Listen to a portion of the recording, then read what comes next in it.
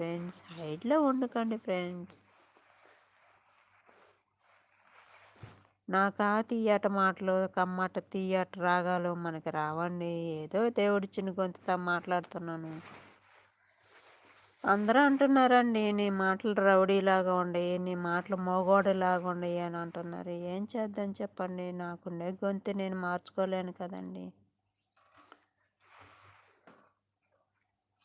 దేవుడిచ్చిందే కదండీ! నేను ఎక్కడ మార్చుకున్నాను చెప్పు? రౌడీలాగా ఉన్నాయి నీ మాటలు, మగోడిలాగా ఉంది నీ గొంతు అంటున్నారండి. నేనేం చేశాను? మరి ఇంకొంతమంది ఏందే ప్రేమగా మాట్లాడడం తెలీదు. ఇంకేందో ఏందేందో వచ్చినాయమ్మ కామెంట్లు.